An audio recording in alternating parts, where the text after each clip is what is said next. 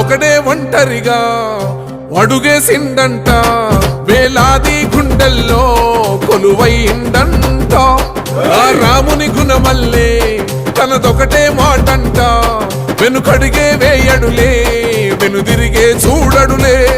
ఆ శత్రువునైనా ప్రేమించే గుణమున్నోడంట, అభిమానించే తమ్ముల్లా అండవుతాడంట.